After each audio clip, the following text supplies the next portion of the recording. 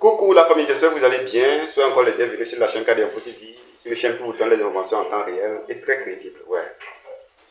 Nous sommes là pour partager avec vous une information très intéressante et très importante, je peux le dire, parce que c'est un sujet qui peut vraiment répondre dans les prochains jours. Nous venons d'apprendre comme ça que l'État malien vient de libérer l'agent de la DGSE français qui était condamné, Jean-Christian Vézilier. Pourquoi cette libération? Nous ne sommes pas sans savoir que dès que le gars a été arrêté et on l'a condamné à 20 ans d'emprisonnement, Nathalie Yance était sortie, elle a fait un discours.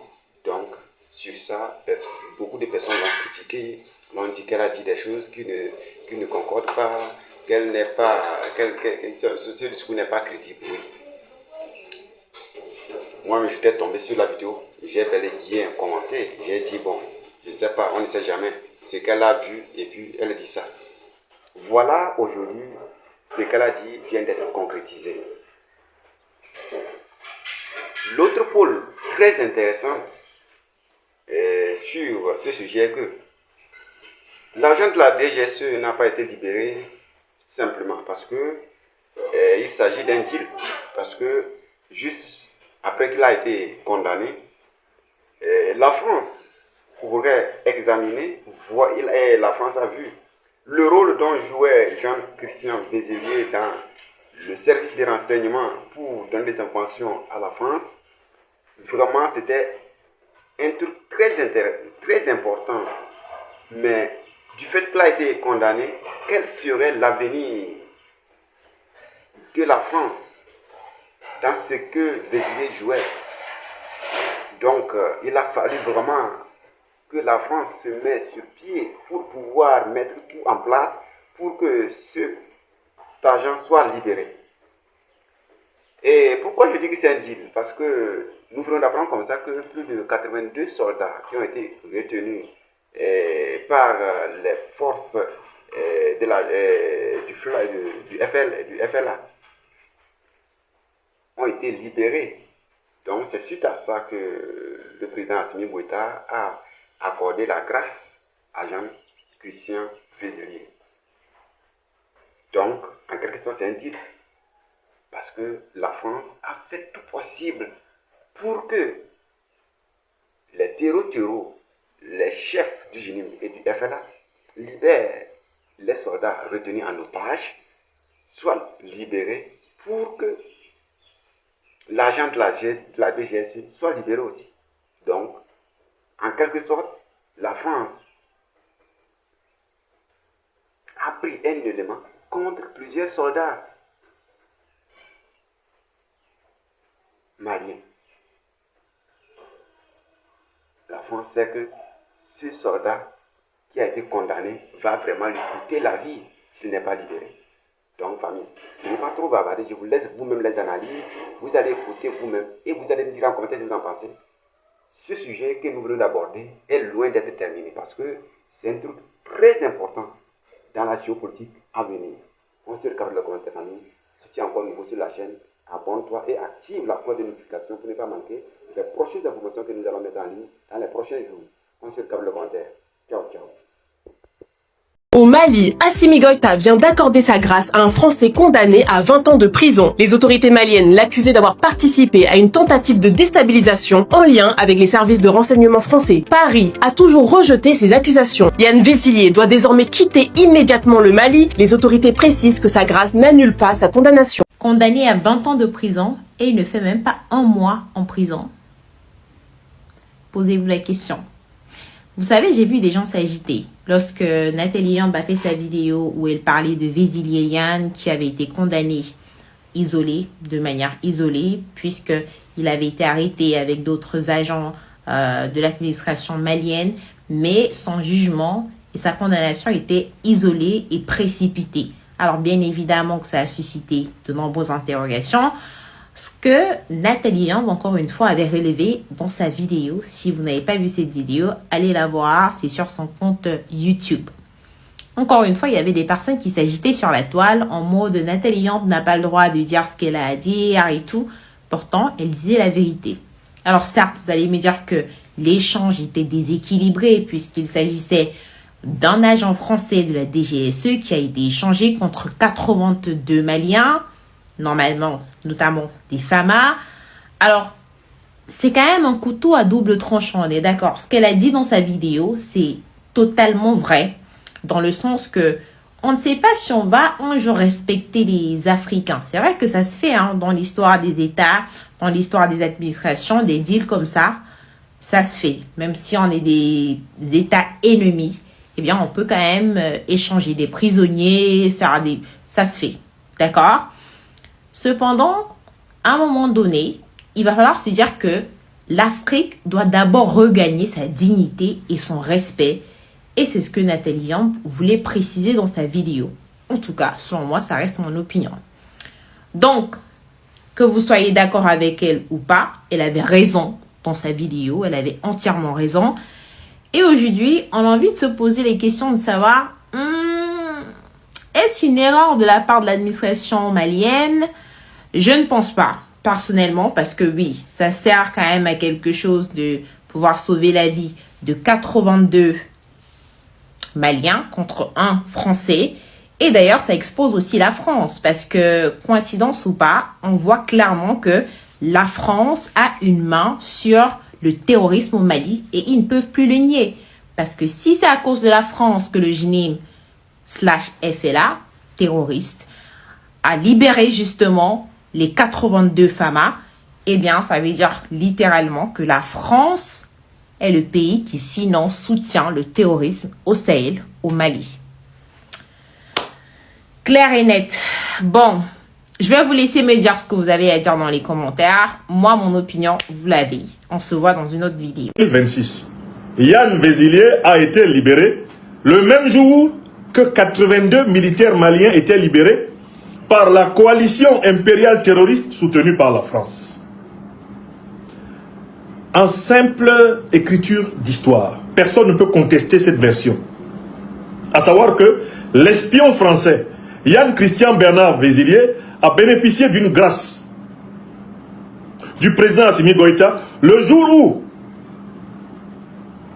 82 militaires maliens détenus par la coalition terroriste soutenue par la France, c'est-à-dire par Emmanuel Macron, le chef de la junte néocolonialiste et terroriste française, lorsque la coalition dont il est le parrain a libéré 82 otages militaires maliens, le même jour, le président Assimi Goïta a libéré un prisonnier, français, coupable de crimes d'atteinte à la sûreté de l'État malien.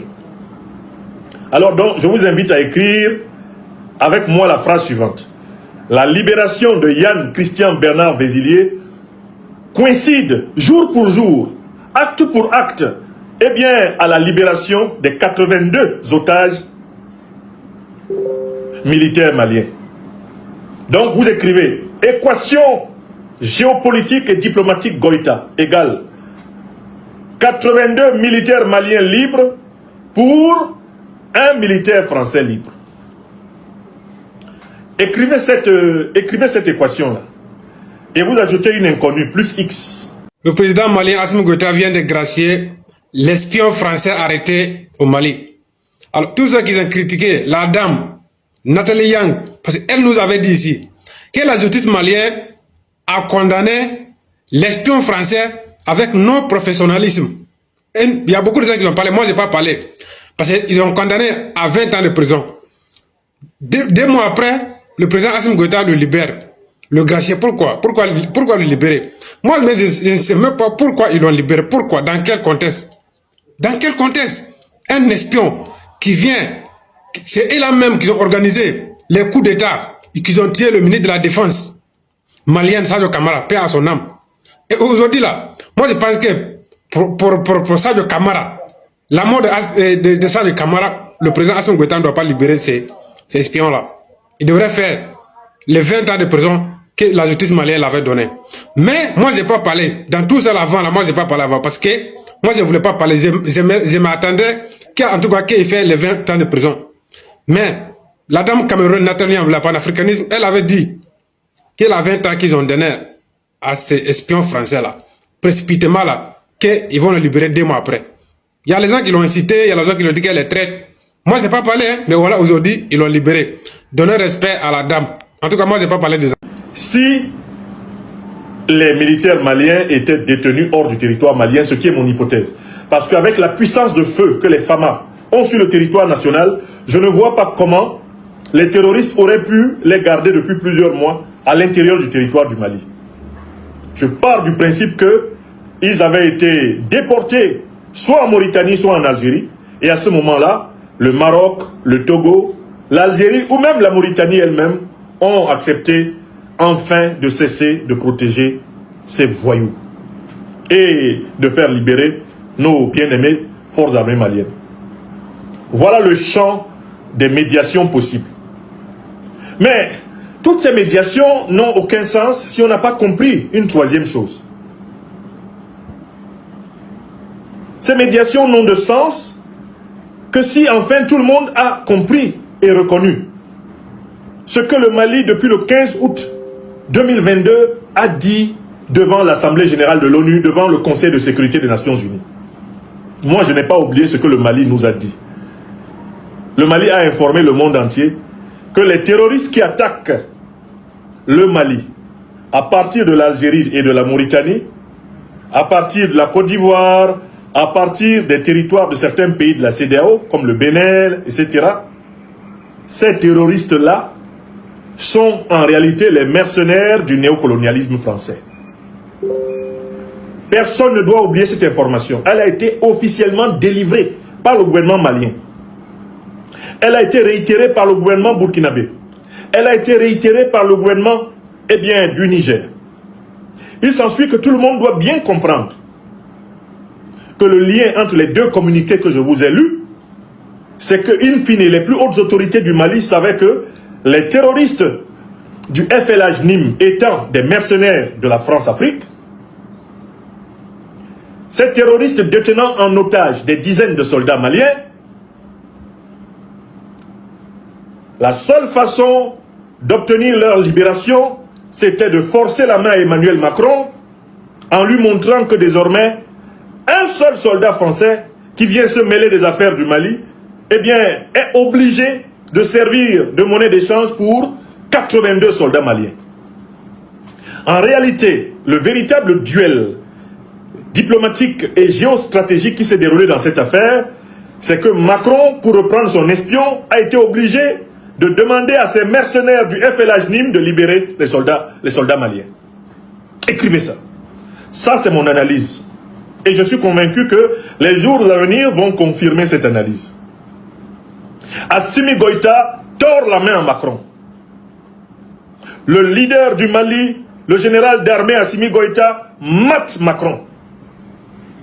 En lui disant, maintenant je vais te montrer qu'un seul espion ou soldat français qui vient attenter à notre vie ici, il va te coûter la libération de tous les otages que tes mercenaires entretiennent en Mauritanie, en Algérie, entretiennent dans le territoire africain et dans l'AES. Voilà le message. Voilà le message. Est-ce que vous comprenez? Donc, derrière cette médiation, que cette médiation ait été menée par l'Algérie, ou qu'elle ait été menée par la Mauritanie, ou qu'elle ait été menée par le Maroc, ou qu'elle ait été menée par le Togo, derrière cette médiation-là, il y a le président Assimi Goïta qui a appris à Macron qu'il n'est pas son camarade. C'est un coup de marteau diplomatique, c'est un coup de marteau géostratégique administré par le leader du Mali au chef de la junte néocolonialiste et terroriste française Emmanuel Macron. Écrivez ça, Aya Sebe. Car en réalité, le JNIM FLA, ce sont les mercenaires, ce sont les tirailleurs de la France-Afrique. Ce sont les mercenaires du néocolonialisme français. Les Mahmoud Diko, les Al-Gabas, les Oumar Mariko, les Étienne Fakaba Sissoko, ce sont des tirailleurs, des mercenaires de Macron. Et c'est leur patron Macron qui, pour ramener son lieutenant-colonel espion de la DGSE à Paris, a été obligé de faire libérer, d'ordonner la libération par ces mercenaires de nos frères. Est-ce que c'est clair pour tout le monde? Et ce n'est que pour cela que le Mali a publié les deux communiqués le même jour. Le gouvernement malien ne fait rien pour rien. C'est un gouvernement réfléchi, visionnaire. Le gouvernement malien sait très bien que s'il avait publié le communiqué de la grâce à Vézilier séparément et publié plusieurs jours plus tard, même seulement 3 ou 4 jours plus tard, le communiqué de la libération des otages, le peuple malien n'aurait pas compris. L'opinion africaine n'aurait pas compris. Le gouvernement malien a tenu à respecter son peuple, à respecter son opinion, à respecter la dignité de sa souveraineté. Il a donné les deux informations en même temps. À ceux qui veulent dire, oh, le président Assimi Goïta a fait preuve, oh là là, c'est quoi ça, hein? C'est de la tiédeur, c'est de la mollesse, hein? C'est quoi ça? Lui là, il fallait le flinguer, il fallait lui loger une balle dans la tête à ce lieutenant-colonel, à cet espion français, puis on va quitter ici. À cela, la réponse que le président Assimi Goïta donne est la suivante. Je suis, en tant que chef de l'État de la République du Mali, responsable de la vie de toutes les Maliennes et de tous les Maliens. J'ai le devoir de sauver les vies des Maliennes et des Maliens. Ça, c'est ma première prérogative. Ne me dites pas que j'aurais dû laisser éventuellement sacrifier 82 de mes compagnons d'armes seulement parce que je détiens un Français. Je ne suis pas cruel. Je ne suis pas sadique, je ne suis pas cynique. Nous dit, in fine, le président Assimi Goïta. Je suis le père symbolique de la nation malienne aujourd'hui. Ma responsabilité envers mes frères d'armes, envers mon peuple, c'est de protéger le maximum de vies. Alors, comprenez très bien que j'ai plutôt réussi un coup de maître. J'ai réussi à sauver 82 vies maliennes en restituant une liberté française. C'est un échange absolument positif. Et puis, tous ceux qui gênent, tous ceux qui se plaignent, vous parlez comme ça parce que ce ne sont pas vos parents qui étaient détenus en otage par les groupes terroristes. Ce ne sont pas vos parents qui ont été déportés en Mauritanie ou en Algérie par ces criminels égorgeurs, sans foi ni loi. Chacun d'entre vous avait son frère, sa soeur, son père, sa mère, son enfant. Parmi les 82 soldats maliens, vous comprendriez le président Assimi Goïta. Vous qui osez critiquer sa décision. Est-ce que vous comprenez? Le président Assimi Goïta n'est pas seulement un militaire, c'est un père pour ce geste de clémence qui démontre une fois de plus son attachement à la paix et au dialogue, ainsi qu'aux valeurs ancestrales de pardon, d'hospitalité et de grandeur qui caractérisent notre culture. Le gouvernement de la transition rappelle que la justice poursuit son rôle dans toutes les procédures en cours, dans le strict respect des règles de l'état de droit. Que Dieu bénisse le Mali et protège les Maliens. Bamako, le 13 août 2026, le ministre de l'administration territoriale et de la décentralisation, porte-parole du gouvernement, général de brigade Issa Ousmane Koulibaly, officier de l'ordre national. Il a signé. Le deuxième communiqué que je voudrais lire, parce qu'on ne peut pas comprendre ce communiqué si on n'a pas non plus compris l'autre. Ils ne sont pas tous sortis le même jour par hasard. La concomitance de ces communiqués indique une synchronicité, une corrélation entre l'un et l'autre. Le deuxième communiqué officiel malien que je voudrais que tout le monde apprécie est issu des forces armées maliennes. C'est un communiqué des forces armées maliennes qui nous dit ceci. Il est aussi publié aujourd'hui à Bamako le 13 août 2026. Que nous dit le communiqué des forces armées maliennes? L'état-major général des armées informe l'opinion nationale de la libération ce jeudi 13 août 2026 de 82 militaires des forces armées maliennes retenus en otage depuis le 25 avril 2026 par des groupes armés terroristes affiliés à la coalition JNIM-FLA. Les militaires libérés sont désormais en sécurité et pris en charge par les services compétents. Cette libération est l'aboutissement d'un processus engagé dès leur capture, ayant fait l'objet d'une planification rigoureuse et de la mobilisation coordonnée des capacités nécessaires à la conduite de ce type d'opération. Elle traduit la détermination constante du commandement à ne ménager aucun effort pour retrouver et ramener les nôtres, quelles que soient les circonstances.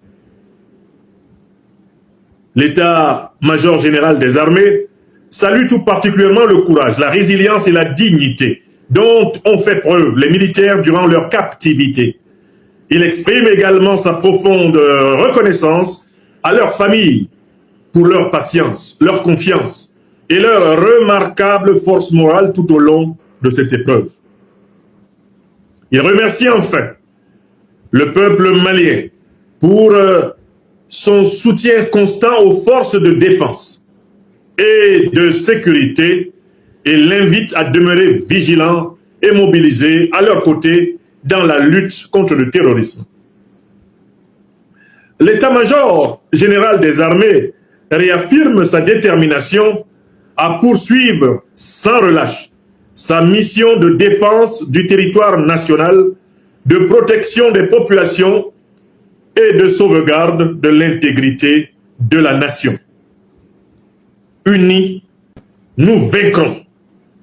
Bamako, le 13 août 2026. Voilà la première partie de cette conférence. Tout le monde ici a entendu au moins une fois les deux communiqués officiels maliens, publiés aujourd'hui même. L'un du porte-parole du gouvernement du Mali, ministre de l'administration territoriale et de la décentralisation, et l'autre de l'état-major général des forces armées maliennes. D'abord, je vous invite à constater que les deux communiqués ont été publiés le même jour. Ensuite, par conséquent, ils n'ont pas été publiés le même jour par hasard. Chacun de ces communiqués éclaire l'autre. L'un est la lumière de l'autre. Donc, je vous invite maintenant à une lecture synthétique des deux communiqués. Car on ne peut pas comprendre l'un sans l'autre. Parce que si on ne peut pas comprendre l'un avec l'autre, c'est qu'on n'a pas compris pourquoi le gouvernement malien, dans son intelligence profonde, a publié les deux le même jour. Si ces communiqués avaient été publiés des jours séparés, il y avait le risque que le peuple malien, l'opinion africaine et l'opinion internationale ne comprennent pas le premier communiqué que j'ai lu. Si les autorités maliennes ont publié les deux communiqués le même jour, c'est pour aider ceux qui pourraient avoir la faiblesse d'esprit de ne pas comprendre l'acte du président Assimi Goïta à le comprendre. Donc, je vous invite d'abord ici à reconnaître que incontestablement, il y a une relation, il y a une corrélation entre les deux communiqués et que s'ils ont été publiés ensemble, c'est pour nous aider à les comprendre l'un avec l'autre. Et dès lors que pour comprendre l'un des communiqués, il faut avoir compris l'autre, la lecture que je vais vous donner est une lecture qui associe les deux communiqués comme étant le même geste de communication, d'autant plus que les deux communiqués émanent du même gouvernement. C'est le même gouvernement du président Assimi Goïta qui accorde la grâce présidentielle à l'espion français de la DGSE, le lieutenant-colonel Yann Christian Bernard Vézilier, et c'est le même gouvernement du président Assimi Goïta qui annonce la libération de 82 militaires pris en otage par les groupes terroristes, pris en otage par la coalition terroriste du NIM-FLA, qui, comme vous le savez, est une coalition terroriste soutenue par le néocolonialisme français et ses alliés sous-régionaux en Afrique. Est-ce que c'est clair? Alors, maintenant, on va procéder à la lecture croisée des deux communiqués. Je dis bien lecture croisée, puisque en réalité, les deux communiqués, c'est le même. C'est le même, mais en deux versions. Revenons au premier que j'ai lu. Le communiqué qui nous fait état de la grâce présidentielle. Ce communiqué est un gisement d'informations. Nous allons explorer ce gisement, en n'oubliant jamais le deuxième. Je prends maintenant donc le tout premier communiqué que j'ai lu. Le gouvernement de la transition informe l'opinion par le décret que son Excellence, le général d'armée Assimi Goïta, a accordé la grâce présidentielle à M. Yann Christian Bernard Vézilier, de nationalité française, condamné par la justice malienne à 20 années de réclusion criminelle pour atteinte à la sûreté de l'État. Le premier paragraphe est un paragraphe de valeur juridique. Selon la Constitution, qui est la loi fondamentale de la République du Mali, le chef de l'État, le président de la transition de la République du Mali, a le pouvoir d'accorder la grâce présidentielle à n'importe quel prisonnier des prisons du Mali, qu'il soit malien ou non malien. Donc, le premier paragraphe de ce communiqué nous rappelle simplement que cela a été fait dans le respect de la loi. La Constitution, qui est la loi fondamentale du Mali, reconnaît au président malien le droit d'accorder la grâce. Il s'ensuit que l'acte qu'il a posé est un acte légal et c'est un acte légitime. Il est juridiquement incontestable. Ça, c'est le premier point que tout le monde doit noter. Est-ce que le président Assimi Goïta a le droit d'accorder la grâce? Oui, en vertu de la Constitution du Mali, qui accorde ce droit au président de la transition de la République, chef de l'État du Mali. D'accord? Mais il y a une deuxième information, toujours dans le premier paragraphe. Elle est aussi juridique. C'est pour ça que je dis que le premier paragraphe du communiqué, sa valeur est vraiment juridique. Condamné par la justice malienne à 20 années de réclusion criminelle pour atteinte à la sûreté extérieure de l'État. Le président Goïta ne dit pas qu'il accorde la grâce au lieutenant-colonel Yann Christian Bernard Vézilier. Il ne dit pas qu'il lui accorde la grâce parce qu'il n'a rien fait.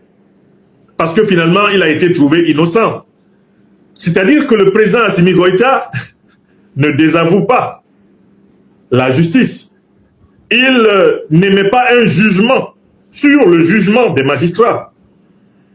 La preuve, c'est qu'il rappelle que ce monsieur a été condamné par la justice malienne à 20 années de réclusion criminelle pour atteinte à la sûreté extérieure de l'État. C'est-à-dire qu'il rappelle bel et bien les motifs pour lesquels il a été condamné et le président Goïta ne remet bien sûr pas en cause. M. Yann Christian Bernard Vézilier n'est pas gracié parce qu'il est innocent. Il est gracié précisément parce qu'il a été reconnu coupable. Je recommence ce point. Il s'ensuit que M. Yann Christian Bernard Vézilier n'est pas gracié. On ne lui accorde pas la grâce parce qu'il est innocent. À la limite, s'il était innocent, on lui accorderait carrément une amnistie, puisqu'on reconnaîtrait qu'en fait, il n'a rien fait. Non, il est coupable. Mais la Constitution permet au président de lui accorder une grâce. Deuxième paragraphe. Cette mesure de grâce qui ne remet pas en cause les faits établis par un jugement contradictoire au cours d'un procès lors duquel tous les droits de la défense ont été respectés est assortie de l'éloignement immédiat de l'intéressé du territoire national. Le deuxième paragraphe a pour but d'expliquer que c'est une décision de l'autorité présidentielle qui ne remet ni de près ni de loin en cause le jugement qui a été émis par la justice. La justice malienne a été juste. Elle a correctement condamné Yann Christian Bernard Vézilier. Cela n'est pas remis en cause. Mais la deuxième information qui est ici, c'est qu'il a été immédiatement libéré. L'expression libéré est appelée ici éloigné immédiatement du territoire national. C'est-à-dire qu'il a été rapidement expulsé du Mali. On n'a pas voulu dire expulsé. Il a été, libéré, c'est-à-dire immédiatement éloigné du territoire du Mali. Ça a été fait quand? Ça a été fait aujourd'hui, 13 août 2026. Yann Vézilier a été libéré le même jour que 82 militaires maliens étaient libérés par la coalition impériale terroriste soutenue par la France. En simple écriture d'histoire, personne ne peut contester cette version. À savoir que l'espion français Yann Christian Bernard Vézilier a bénéficié d'une grâce du président Assimi Goïta, le jour où 82 militaires maliens détenus par la coalition terroriste, soutenue par la France, c'est-à-dire par Emmanuel Macron, le chef de la junte néocolonialiste et terroriste française, lorsque la coalition dont il est le parrain a libéré 82 otages militaires maliens, le même jour, le président Assimi Goïta a libéré un prisonnier, français, coupable de crimes d'atteinte à la sûreté de l'État malien. Alors donc, je vous invite à écrire avec moi la phrase suivante. La libération de Yann Christian Bernard Vézilier coïncide jour pour jour, acte pour acte, à la libération des 82 otages militaires maliens. Donc vous écrivez équation géopolitique et diplomatique Goïta égale 82 militaires maliens libres pour un militaire français libre. Écrivez cette équation-là et vous ajoutez une inconnue plus X. Je recommence l'équation. L'équation diplomatique et géopolitique du leader du Mali, Assimi Goïta, s'écrit de la manière suivante. 82 otages militaires maliens libérés par la coalition terroriste JNIM-FLA, dirigée par la France, est égal à un militaire français impliqué dans la déstabilisation terroriste du Mali libéré. C'est-à-dire que un militaire français qui s'attaque au Mali est échangé contre 82 militaires maliens qui défendent leur pays. Vous devez écrire là, écrivez cette équation, ceux qui n'ont pas compris les deux communiqués. Je vous ai dit que je lis les deux communiqués ensemble. On nous a tambouriné ici pendant très longtemps avec l'idée de 54 ou bien 57 militaires français qui seraient morts pour le Mali. Alors que ce sont des milliers de Maliens qui sont morts du fait des terroristes qui ont été implantés ici par l'OTAN et notamment par le néocolonialisme français. On nous a pompé l'air. On a perdu 57 soldats qui sont morts pour le Mali. Le Mali vient de rétablir l'équation en inversant le rapport de force. Le Mali dit, vous déteniez 82 de nos soldats en otage, alors qu'ils défendaient notre souveraineté, notre pays, vous les libérez. Nous détenions un de vos soldats qui a participé à la déstabilisation terroriste contre notre pays, nous le libérons par une grâce. J'espère que tu as bien suivi la vidéo et que l'information t'a vraiment plu. N'hésite pas à t'abonner à la chaîne pour ne pas manquer les prochaines informations. Surtout, dites-nous en commentaire ce que vous en pensez à propos de la vidéo. On se revoit dans les prochaines vidéos. Ciao, ciao.